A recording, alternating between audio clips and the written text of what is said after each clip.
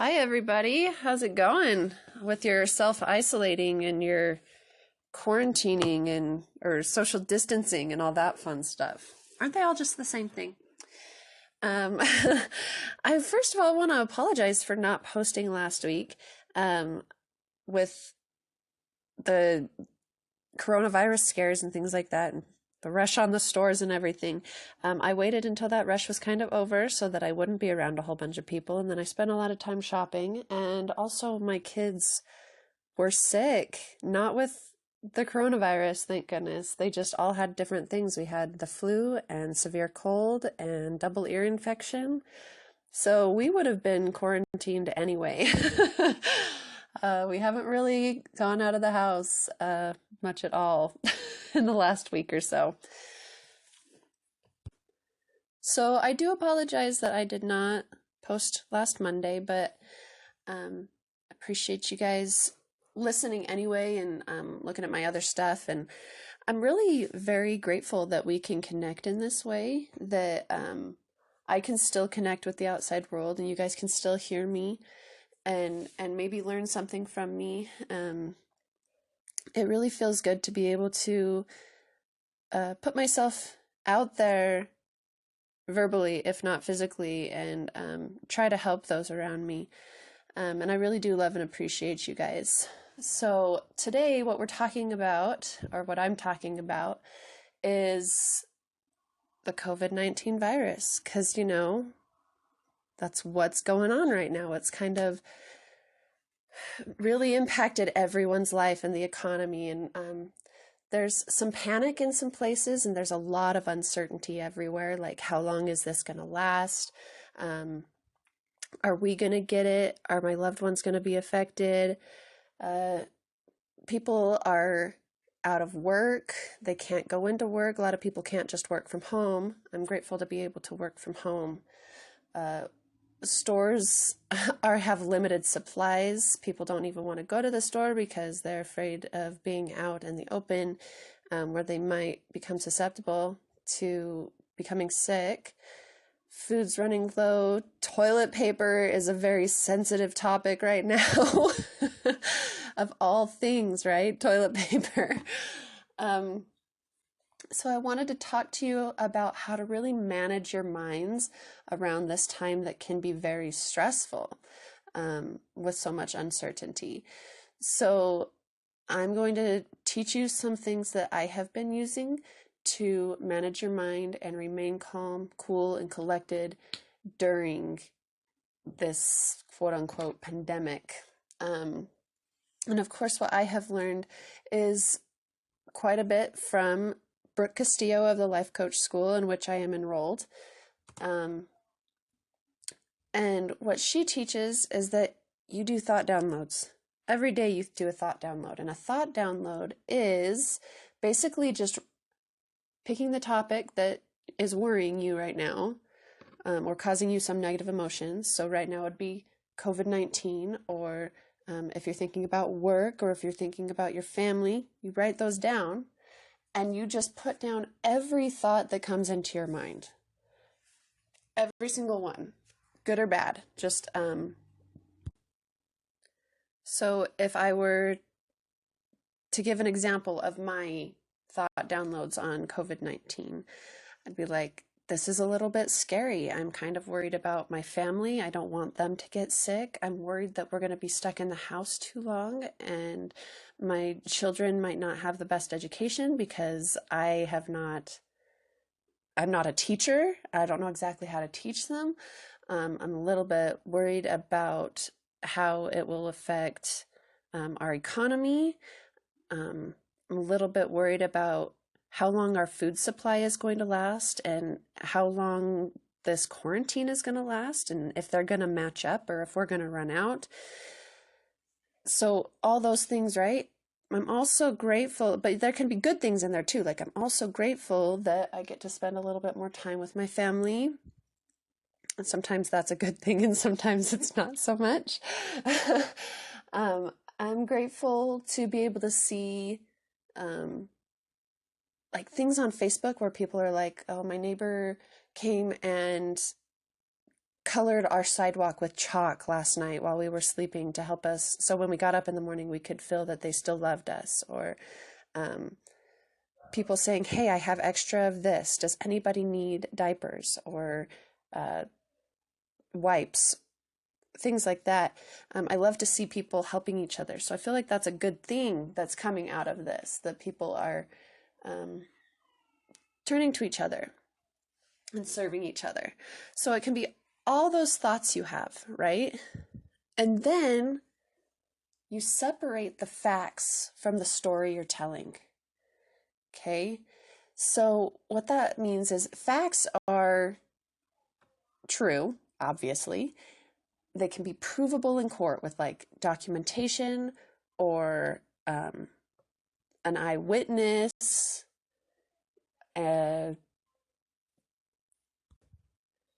DNA test. Did I say that one? Documentation. Okay, yeah. So it has to be like provable in court. Everyone would agree on it.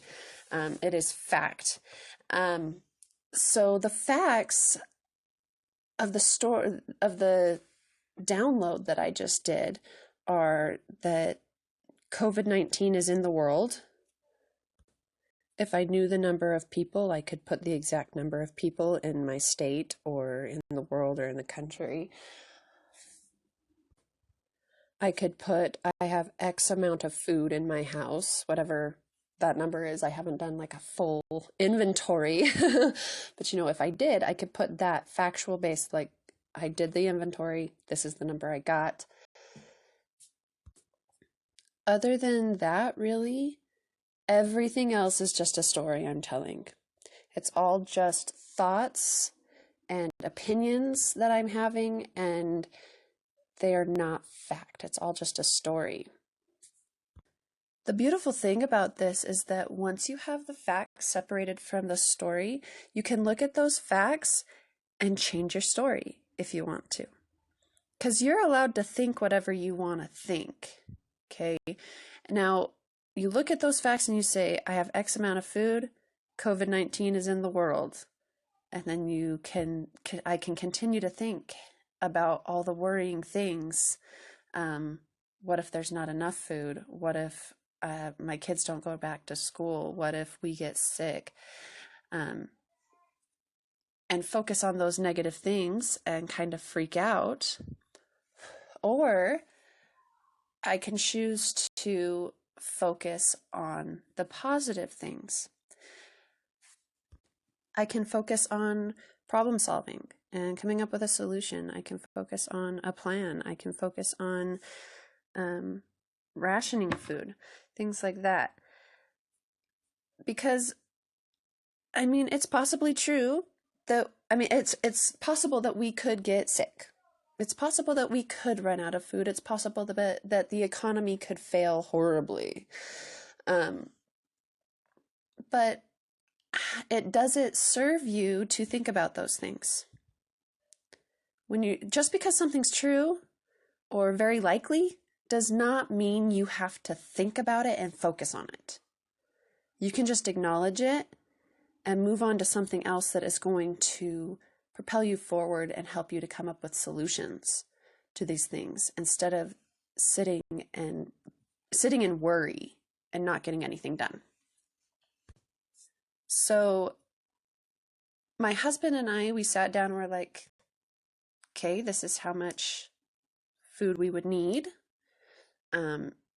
Made a plan to go get an inventory, which I'm going to be doing later.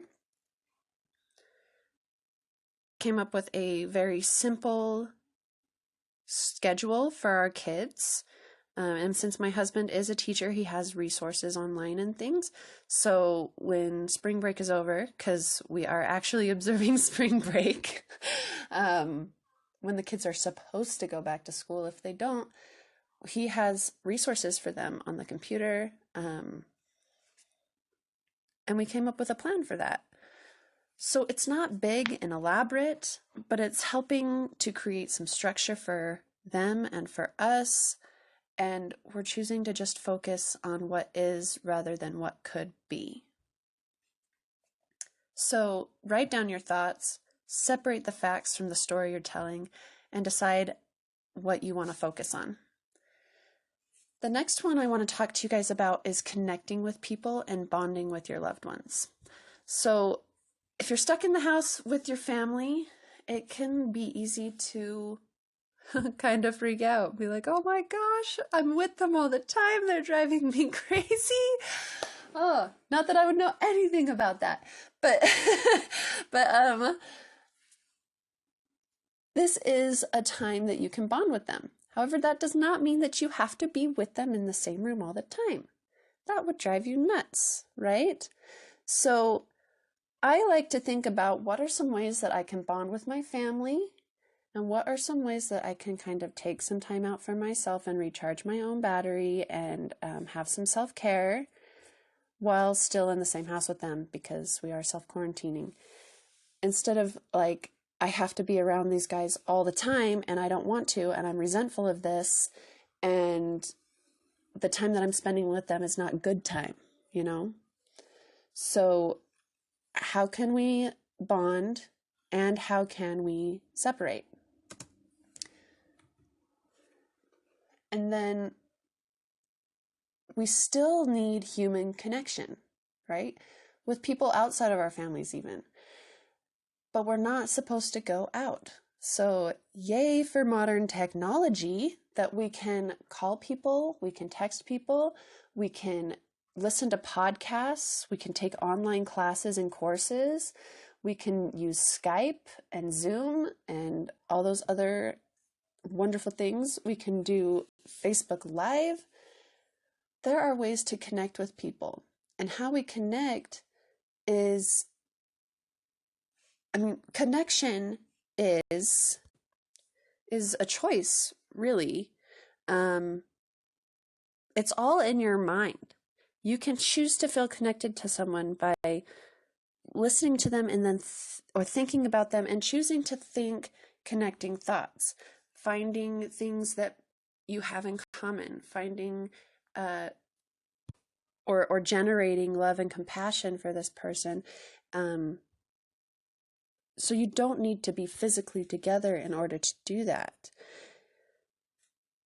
You can connect with people through any of the other means that I have suggested and feel their love, feel their connection, feel a part of them and a part of their lives. And that is so important, especially right now when things are uncertain. We need that love and connection with other people. Also, throughout all of this, I'd like us all to remember that other people are going through it too, in their own way. We're all going through the same thing, but we all experience it differently.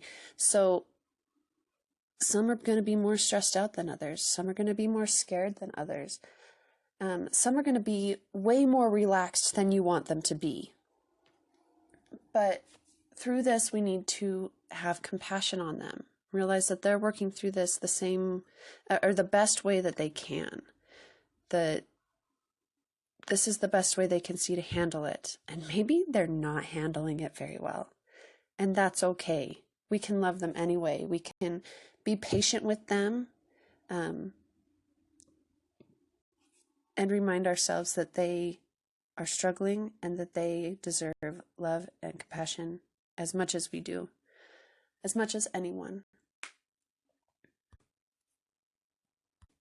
So when people are ranting online or yelling at someone for taking the last tuna at the store, or, toilet paper, since that's a more sensitive topic, or whatever it is they're doing, hopefully you can look at them with compassion and just say, I understand. This is so hard. I don't agree with you, but I love you anyway. And I'm sorry that you're going through this. We all are. Instead of getting up in arms and defensive and mirroring their emotions, right? Be the one to keep the calm.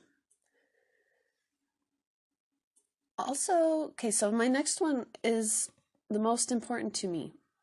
And I know everybody has different beliefs about God, but for me, My faith in God is really what gets me through this. So I really just like to think and remind myself that God is in control. God knows what's happening. God knows what we need. And He loves all of us, and He has compassion for all of us. And if we will come to Him, He will help us through it. I really like to believe always that God just has my back. He is just going to be there for me. And I might go through some really difficult things. And I can rest assured knowing that God is going to take care of me no matter what. That I'm going to get the exact right life experience that I'm supposed to have, because God doesn't make mistakes. And I am going to learn and grow from the experiences that I have in the best way, because it's all part of God's plan, and He has the best plan. I also try to keep a little bit of faith in humanity. I see there's a lot of apocalyptic shows, right, and movies. And it's like the whole world turns against each other with the looting and the stealing and the every man for himself. But as I look at how a lot of people are responding to this crisis with love and giving and service to those around them, I really like to keep my faith in humanity and not be so afraid that people are going to do all those horrible things that we see in the movies. I mean, of course, a few people are gonna do some things we definitely won't be happy with. But I like to keep my faith that humans are basically good, and that in general we want to help and serve and love one another, and that we all have the light of Christ in us. And I like to always believe that we can handle whatever's coming because God is there with us, and we will weather every storm and rebuild when needed and come together always, because that's what we do. That's what makes the human race so amazing. So I want you to remember that you can handle anything. We can handle anything.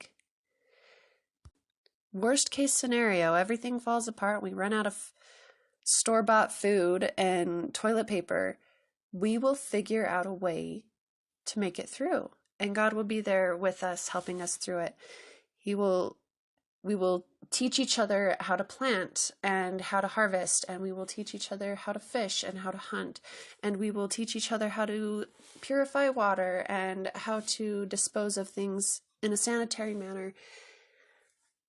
We can handle anything. There's no reason to be scared and freak out, because no matter what happens, we're going to find a way, we're going to make a way, and God is going to be there every step of the way.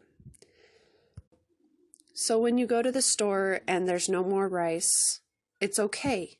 You thought you needed rice, but turns out you don't. You don't need rice. You're going to find something else. It's going to be okay. And when a loved one gets sick or someone close to you passes away, we're going to mourn.